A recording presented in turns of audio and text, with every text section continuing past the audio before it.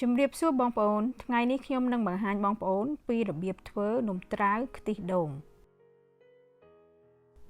នំត្រាវខ្ទិះដូងនេះវាឈ្ងុយដូងមែនទែនហើយនៅពេលដែលយើងញ៉ាំវាផ្អែមប៉ុន្តែអត់ផ្អែមពេកទេវិធីធ្វើនំត្រាវខ្ទិះដូងនេះវាងាយបំផុតហើយបងប្អូនអាចធ្វើនៅផ្ទះញ៉ាំបានជាមួយនឹងគ្រួសារ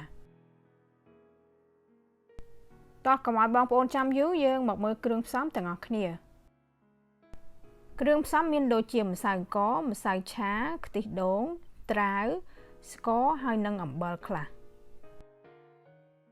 បើសិនជាបងប្អូនមានពុម្ពចំហុយនេះបងប្អូនអាចប្រើបានប៉ុន្តែបើសិនជាបងប្អូនចង់ប្រើពុម្ពថាសធម្មតាក៏បានដែរបងប្អូនក៏ត្រូវការឆ្នាំងចំហុយធំមួយនេះជាត្រាវទាំងមូលខ្ញុំអត់ប្រើទាំងអស់ទេប្រហែលត្រាវទាំងមូលហ្នឹងវាជិតប្រហែលជា1គីឡូប៉ុន្តែខ្ញុំប្រើតែកន្លះគីឡូទេ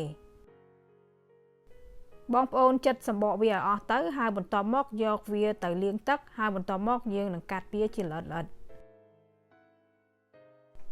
ត្រាវនេះខ្ញុំនឹងកាត់ជា2ហើយខ្ញុំនឹងយកវាមកចម្អិនតែមួយចំហៀងទេវិធីដែលខ្ញុំកាត់វាជា2ហើយបន្ទាប់មកកាត់វាជាត្រវែងទៅរាងតូចប៉ុន្តែបងប្អូនអាចកាត់យ៉ាងម៉េចក៏បានដែរបងប្អូនអាចកាត់ដូចខ្ញុំក៏បានកាត់តាមបងប្អូនតាមចូលចិត្តក៏បានដែរឲ្យតែបងប្អូនអាចកាត់វាជារាងតូចបន្ទាប់ពីបងប្អូនបានហាន់វាជាចំណិតតូចហើយហាន់តូចជាងហ្នឹងក៏បាន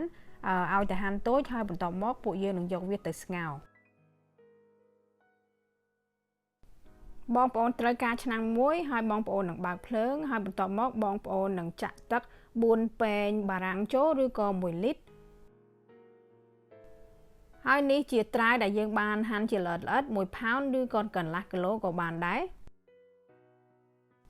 បងប្អូនអាចកូរវាបន្តិចហើយបន្ទាប់មកបងប្អូនបើកភ្លើងខ្លាំងហើយដាំវាឲ្យពុះហើយបន្ទាប់មកបន្ថយភ្លើងរាងក្រោមខ្លាំងបន្តិចយើងនឹងចម្អិនវាក្នុងរយៈពេល15នាទី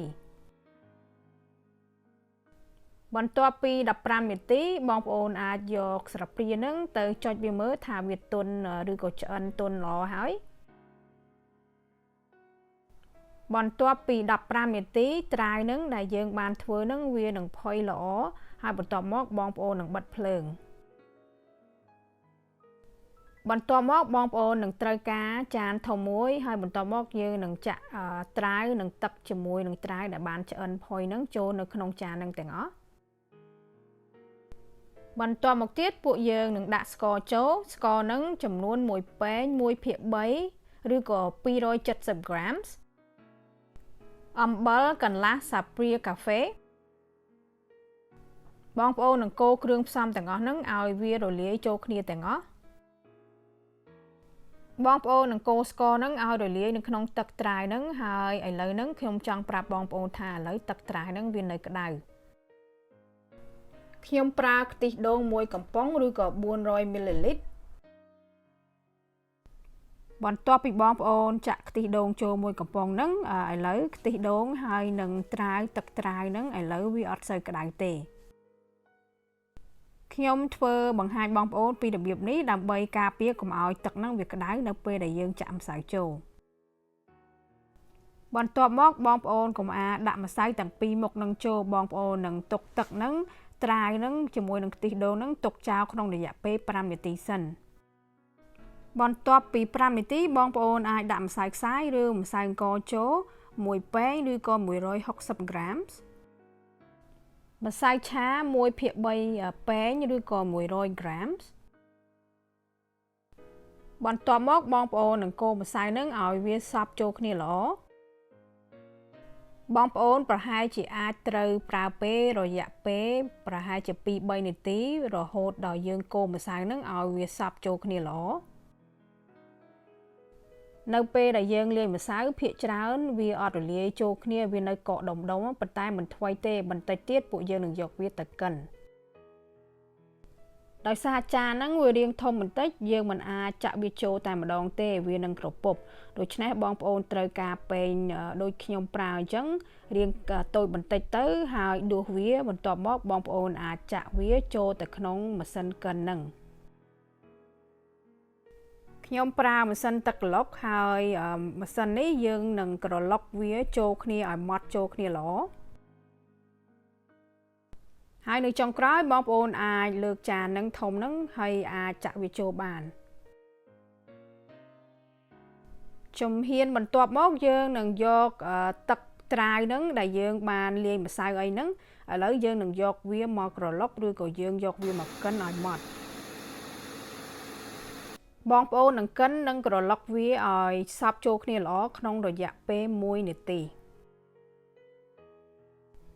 ហើយបន្ទាប់ពីបងប្អូនបានកិនវាក្នុងរយៈពេល1នាទីវានឹងម៉ត់ចូលគ្នាល្អដោយដែលខ្ញុំនឹងបង្ហាញបងប្អូនវាម៉ត់អញ្ចឹងហើយបន្ទាប់មកយើងនឹងចាក់វានៅក្នុងពុម្ពនេះដើម្បីយើងយកវាទៅចំហុយបើសិនជាបងប្អូនមានពុម្ពដូចខ្ញុំបងប្អូនអាចប្រើបានប៉ុន្តែបើសិនជាបងប្អូនអត់មានបងប្អូនអាចប្រើចានដែលមានជម្រៅរាងជ្រៅបន្តិចទៅបងប្អូនអាចចំហុយវាបន្តិចទៀតខ្ញុំនឹងប្រាប់បងប្អូនត្រូវការកែវអីតូចមួយហើយបន្ទាប់មកបងប្អូននឹងដួសវាហើយចាក់វាទៅចូលក្នុងពុម្ពហ្នឹងបើសិនជាបងប្អូនចង់ជាវពុម្ពនេះបងប្អូនអាច order បាននៅក្នុង Amazon ខ្ញុំទិញពុម្ពនេះប្រហែលជា33ពុម្ពហើយតម្លៃវាប្រហែលជា$20បើសិនជាបងប្អូនមានឆ្នាំងចំហុយ2ជាន់ដូចខ្ញុំបងប្អូនអាចដាក់វា2ជាន់អញ្ចឹងទៅហើយបន្ទាប់មកយើងចំហុយវាតែម្ដងបងប្អូននឹងដាក់ទឹកហើយដាំវាឲ្យពុះនៅក្នុងឆ្នាំងចំហុយហ្នឹងហើយបន្ទាប់មកយើងនឹងចំហុយវានៅក្នុងភ្លើងខ្លាំងក្នុងរយៈពេល25នាទីហើយនេះជាចានរាងជ្រៅដូចខ្ញុំប្រាប់អញ្ចឹងបងប្អូនអាចចំហុយវានៅក្នុងចាននេះក៏បានដែរបើសិនជាបងប្អូនអត់មានពុម្ពទូចដែលយើងបានចំហុយមិញហ្នឹងបងប្អូនអាចចំហុយនៅក្នុងចាននេះ2ដងបន្ទាប់ពី25នាទីនំដែលយើងចំហុយហ្នឹងវានឹងឆ្អិនហើយបងប្អូនអាចទុកវាឲ្យត្រជាក់មួយសន្ទុះហើយបន្ទាប់មកបងប្អូនអាចយកវាមកដាក់ក្នុងថាសបាន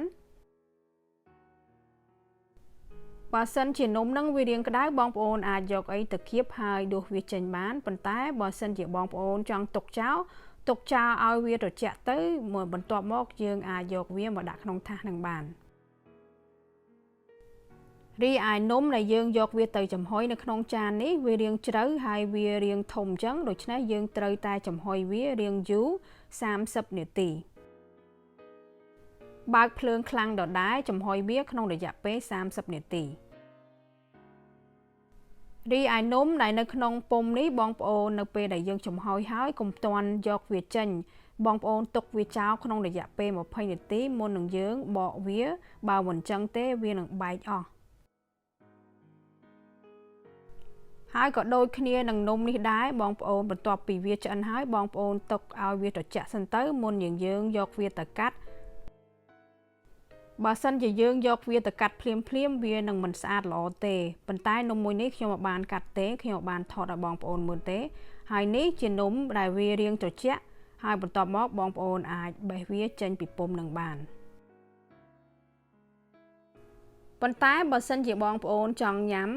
យកស្លាបព្រាមកញ៉ាំចេញពីពុម្ពហ្នឹងក៏បានដែរវាក៏អត់អីដែរឥឡូវវីដេអូដែលខ្ញុំបង្ហាញបងប្អូនពីរបៀបនំត្រាវខ្ទិះដូងនេះវាបានចប់ហើយបើសិនបងប្អូនចូលចិត្តវីដេអូមួយនេះសូមបងប្អូនកុំភ្លេចជួយចុច like share ជាមួយបងប្អូនទាំងអស់គ្នាបងប្អូនអាចតាមដានខ្ញុំតាម YouTube ដោយចុច Subscribe ឬក៏បងប្អូនចង់តាមដានខ្ញុំតាម Facebook ឬក៏ Instagram ក៏បានដែរខ្ញុំសូមអរគុណបងប្អូនច្រើនណាស់ដែលបានតាមដានវីដេអូរបស់ខ្ញុំតាំងពីដើមរហូតដល់ចប់ ហើយខ្ញុំសង្ឃឹមថានឹងជួបបងប្អូននៅក្នុងវីដេអូថ្មីៗរបស់ខ្ញុំនៅថ្ងៃក្រោយទៀតសូមជម្រាបលាបងប្អូនសុខសប្បាយទាំងអស់គ្នា